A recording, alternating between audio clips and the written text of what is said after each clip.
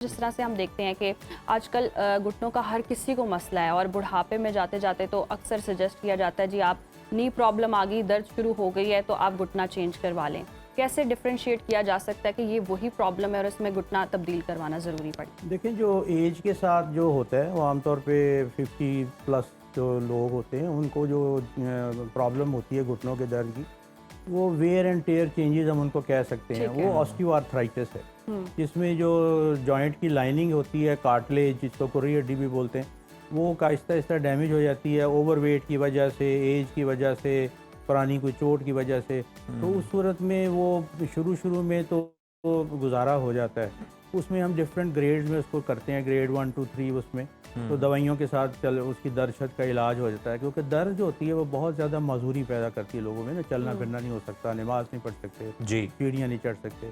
तो इस वजह से, लेकिन एक स्टेज ऐसी आती है कि जिसमें चलना फिरना बहुत मुश्किल हो जाता है, नमाज नहीं पढ़ी जा सकती, नींद नहीं आती, और दवाइयाँ या तो काम नहीं करती या दे नहीं सकते, क्योंकि बहुत सारी दर्द की दवाइयाँ वो गुर्दों पे भी असर करती हैं, मैदे पे भी, तो हम दे नहीं सकते। तो उस सूरत में फिर एक बार ऑप्शन रह जाती है नी रिप्लेसमेंट सर्जरी की। तो नी रिप्लेसमेंट बेसिकली वो जो जॉइंट की सरफेस डैमेज हुई होती है उसको हम शेप करके उसके ऊपर वो मेटल की प्रोस्थेसिस जो है वो 2-3 पीसेज में होती है वो लगा देते हैं। सही। तो उससे वो पेन फ्री हो जाता है, दवाइयाँ वगैरह छूट जाती हैं। अच्छा। और पेशेंट की लाइफ ऑलमोस्ट नॉर्मल हो जाती है। अच्छा, तो डॉक्टर साहब हमें ये भी बताइएगा कि देखते हैं कि अगर एक इंसानी जिस्म बना है कोई 60 70 80 किलो वज़न उठाने के लिए, लेकिन आजकल जो नौजवानों में भी ये दर्द है, जो मसला आ रहा है घुटने का, वो यही है कि ओवरवेट बहुत ज़्यादा हो चुके हैं। तो क्या यही सबसे बड़ी मेन वजह है कि नौजवानों के अंदर भी ये मसला आ रहा है कि ओवरवेट है, तो उसकी वजह से घुटने जो हैं वो उनका अपना बोझ उठाने से कासिर है? नहीं, नौजवानों में वजूहात और भी हैं, क्योंकि ओवर वेट की वजह से उनकी जो फिज़िकल फिटनेस नहीं है, तो वो अगर कोई स्पोर्टिंग एक्टिविटी या जिम वगैरह करते हैं, या जैसे मोटर बाइक के एक्सीडेंट आजकल बहुत आम है, तो उस सूरत में जो लिगामेंट डैमेज हो जाती है, कार्टिलेज डैमेज हो जाती है, तो उसके वो डिफरेंट ट्रीटमेंट्स हैं। कोशिश ये होती है कि ये जो जॉइंट रिप्लेसमेंट है ये यंग लोगों में ना की जाए, कोशिश की बाय टाइम कर लेंगे। सही। लेकिन उनमें भी कई दफ़े अगर इतना डैमेज हो जाए कि वो चल फिर ना सकें, तो कई दफ़े हमें करना पड़ता है, ताकि कम से कम 15-20 साल उनकी ज़िंदगी के नॉर्मली गुजर सके, वरना तो वो बिल्कुल क्रिपल बन जाते हैं। तो और ये ज़्यादा जो ऑस्टियोआर्थराइटिस की कंडीशन है, ये जैसे मैंने बताया कि लेटर एज में आती है, 50 साल उसके फ्रंट प्लस जो उसके हैं 60 इवन 70-80 तक ये हो सकता है जी। इसमें बहुत सारी बीमारियां उस स्टेज पे आ जाती हैं, डायबिटीज़, ब्लड प्रेशर वगैरह, तो लेकिन वो किसी कॉन्ट्रा इंडिकेशन नहीं है में भी। अच्छा डॉक्टर साहब, कौन सी ऐसी दर्द है या क्या अलामात हैं जिनको हम इग्नोर नहीं कर सकते और जैसे ही हो फौरी तौर पर डॉक्टर से रुजू करना चाहिए नी के हवाले से? जी, कोई भी दर्द घुटने की जो है और उसके साथ अगर स्वेलिंग हो जाए, चलना फिरना मुश्किल हो जाए, तो मेरा ख्याल फौरी तौर पर डॉक्टर से रुजू करना चाहिए, क्योंकि बहुत सारी वजूहात हैं। एक तो मैकेनिकल, जैसे मैंने बताया, चलने फिरने में दुश्वारी है। दूसरी, कई दफ़े स्पोर्टिंग इंजरी, जहाँ पे खेलों वगैरह की चोटें लगती हैं, तो उसमें अंदर डिस्क्स होती हैं, वो फट जाती हैं, तो वो फंस जाती हैं, तो और ये लिगामेंट रप्चर हो जाती है, तो नी अनस्टेबल हो जाता है, वो गैर मुतवाज़न रहता है चलते हुए। तो उसके लिए इलाज मौजूद है, सर्जरी भी है, टैबलेट्स वगैरह सारा कुछ है।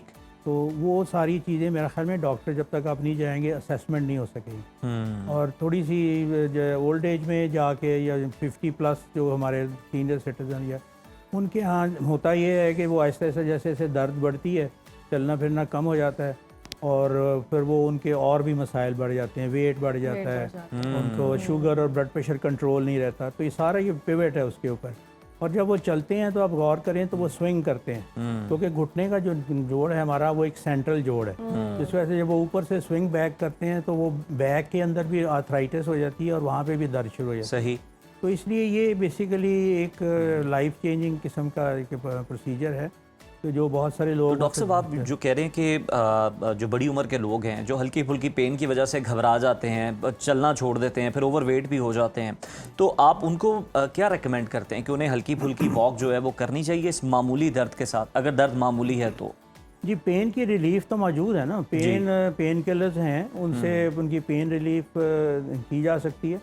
और बेसिकली वॉक बहुत ज़रूरी है। उसकी वजह यह है कि अगर आप वॉक नहीं करेंगे तो जो मसल्स हैं हमारे जॉइंट्स पे एक्ट करते हैं, वो भी वीक हो जाते हैं, वो फिर जॉइंट में फर्दर डिटेरियोरेशन हो जाती है। ज़्यादा बुरे हालात हो जाते हैं। तो जितना वो कोशिश हो, जितना भी वो चल सकें वो चलें, सही। जहाँ पे दर्द हो रुक जाएं, फिर अगले नए सिरे से शुरू कर लें, ताकि मसल जब आहिस्ता आहिस्ता स्ट्रॉन्ग हो जाएंगे तो वो जॉइंट को भी प्रोटेक्ट करते हैं। तो शुरू की स्टेजेस में तो जैसे मैं बताया कि दर्द की दवाई है, थोड़ी सी फिजियोथेरेपी है, चलना फिरना है, पोस्चर की चेंज है, मसलन को उनको कहते हैं कि जी आप कुर्सी पे बैठ के नमाज पढ़ लें, टॉयलेट भी ऊंचा कमोड वाला इस्तेमाल करें, सीढ़ियाँ अगर हो सके तो परहेज कर लें और चलते फिरते रहें। मकसद हमारा ये है कि लोगों को चलते फिरते अगर नहीं चलेंगे तो फिर मसला ज़्यादा हो फिर जाएगा। मसले ज़्यादा हो जाएंगे। अच्छा डॉक्टर साहब, हम देखते हैं ये जो अगर आर्टिफिशियल नी की हम बात कर लें, जो पेशेंट्स हैं जिनको प्रॉब्लम है और वो चेंज करवा लेते हैं, तो कितना देर इनका लाइफ स्पैन क्या है, कब तक ये इस्तेमाल में रहता है या प्रॉब्लम नहीं करता? जी आजकल जो स्टेट ऑफ द आर्ट यही है कि जो प्रोस्थेसिस का डिज़ाइन ऑलमोस्ट पिछले 20-30 साल से स्टेबल है और वही चल रहा है,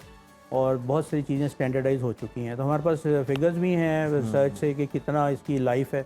तो जो नी रिप्लेसमेंट की प्रोस्थेसिस है वो आमतौर पर 15-20 प्लस तक चली जाती है, कोई मसला नहीं होता। 10 साल पे कोई 5% लोगों को शायद थोड़ी बहुत इंटरफेरेंस की ज़रूरत हो, 20 साल पे 10%, बस इतना का है। बल्कि बहुत सारे लोग 30-30 साल तक भी इस प्रोस्थेसिस से गुजार लेते हैं और इसका सक्सेस रेट बहुत अच्छा है, यानी ये 97% तक लोगों को फ़ायदा होता है। अच्छा, अमेजिंग। हाँ जी। तो सर फिर सक्सेस रेट तो इसका अच्छा है, 97% आपने बताया, लेकिन हमें ये बताएं कि रिकवरी में कितना टाइम लगता है और नी रिप्लेसमेंट के बाद इंसान कब अपने कदमों पे चलना फिरना शुरू कर सकता है?